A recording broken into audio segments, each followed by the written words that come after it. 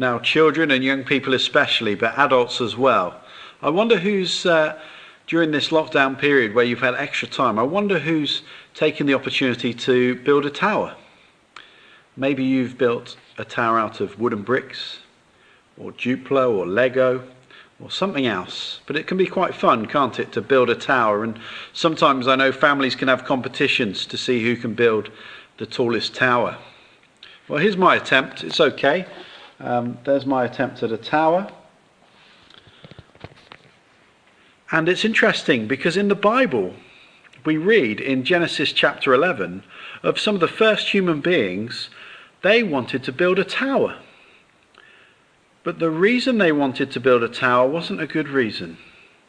They might have thought that it was in their own minds, but the reason they wanted to build a tower and a city was to make themselves look great. To make themselves look great.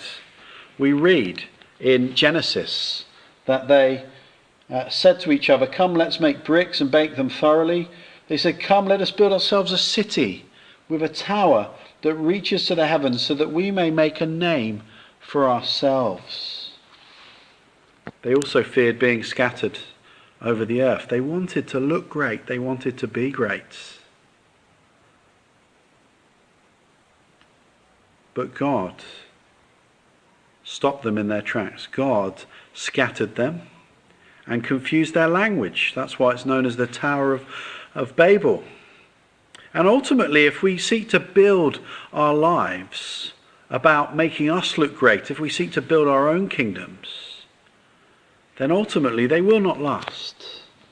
They will grow old and rust and be of no use. We read that the buildings were left abandoned. Well, fast forward thousands of years to the day of Pentecost. Today is Pentecost Sunday. That's 7 weeks after Easter Sunday. And we read in the book of Acts about the day of Pentecost.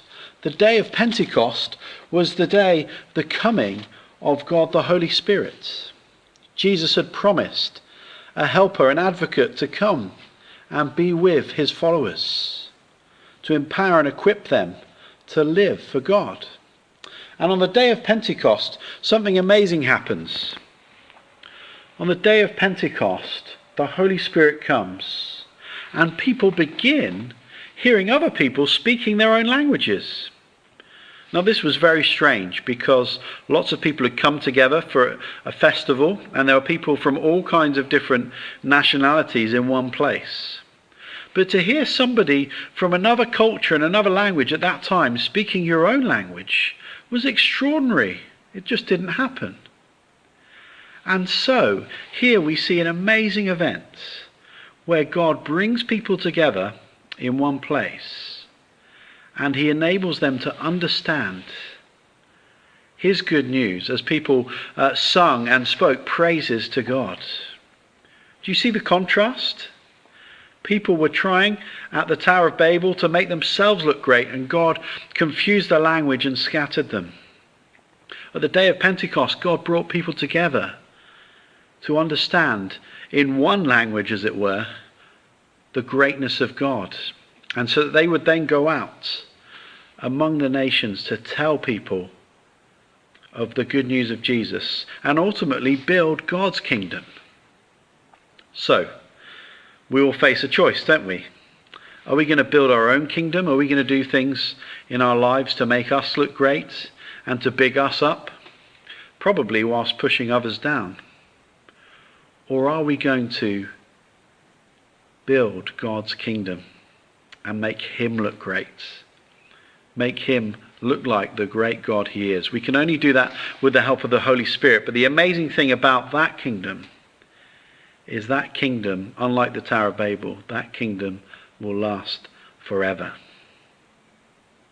Thank you very much for listening.